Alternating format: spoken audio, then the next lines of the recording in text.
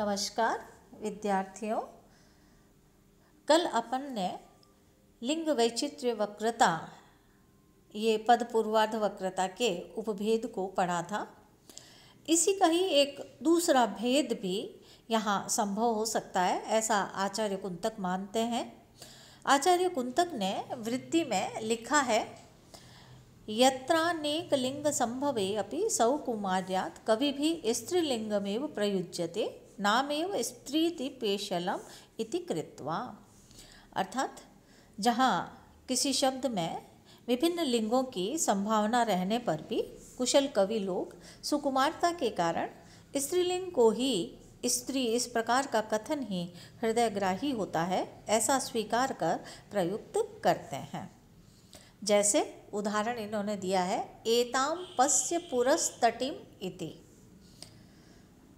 यहाँ यद्यपि किनारे के वाचक तट शब्द का तटः, तटी, तटम पुल्लिंग, स्त्रीलिंग एवं नपुंसकलिंग तीनों लिंगों में प्रयोग किया जा सकता है, परंतु कवि ने केवल सुकुमारता को द्योतित करने के लिए यहाँ स्त्रीलिंग तटी शब्द का ही प्रयोग किया है। अतः यहाँ लिंग वैचित्र्य वक्रता ही सहृदय आह्लादकारिणी है। इस प्रकार अभी तक पद पूर्वार्ध वक्रता के अंतर्गत प्रातिपदिक की वक्रता के मुख्य रूप से 8 अवान्तर भेदों का प्रतिपादन कर अब धातु की वक्रता के अवान्तर भेदों का प्रतिपादन किया जा रहा है। जैसा कि पहले बताया गया था कि सुबंत पदों का पूर्वार्ध प्रातिपदिक और तिङत पदों का पूर्वार्ध धातु कहा जाता है, तो यहाँ पदों की पूर्वार्ध धातु की क्रिया वैचित्र्य वक्रता नामक पद पूर्वार्ध वक्रता का ये 9वां भेद आचार्य कुंतक बताते हुए वृत्ति में लिखते हैं, यत्र पूर्वार्धस्य धातोः क्रिया वैचित्र्य वक्रत्वं नाम वक्रत्व प्रकारांतरं विद्यते, यत्र क्रिया वैचित्र्य प्रतिपादनपरत्वेन वैदग्ध्यभंगी भणितिरमणीयान् प्रयोगान् निबध्नान्ति कवयः।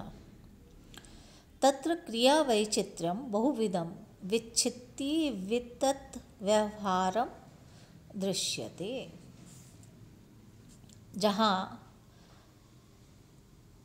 पदों के तिङन्त पदों के पूर्वार्ध धातु की क्रिया वैचित्र्य वक्रता नामक ये वक्रता का एक अन्य भेद है, जहाँ क्रिया की विचित्रता का प्रतिपादन करने के लिए कुशल कविगण चातुर्यपूर्ण विच्छित्ति के द्वारा कथन से रमणीय क्रियापदों के प्रयोगों की रचना करते हैं, वहाँ क्रिया वैचित्र्य वक्रता होती है। जैसे उदाहरण दिया है इन्होंने, स दहतु दुरितं शाम्भव वह शराग्निः। यहाँ इस पद्य में नृसिंह रूपधारी भगवान विष्णु के नाखूनों के समस्त लोकों में प्रसिद्ध छेदन व्यापार से भिन्न किसी अपूर्व ही शरण में आए हुए लोगों की विपत्ति के छेदन रूप क्रिया वैचित्र्य को कवि ने उपनिबद्ध किया है। अर्थात लोक में काष्ठ आदि की छेदन रूप क्रिया ही पाई जाती है, किंतु यहाँ पर कवि ने अपूर्व विपत्ति की छेदन रूप क्रिया का वर्णन किया है, जो कि अतिशय चमत्कार पूर्ण होने के कारण क्रिया वैचित्र्य वक्रता को धारण करता है। ऐसे अनेक उदाहरण आचार्य कुंतक ने अपने इस वृत्ति भाग में देते हुए इस क्रिया वैचित्र्य वक्रता को समझाया है। मैंने ये एक उदाहरण आपको देकर यहाँ पर समझाया है।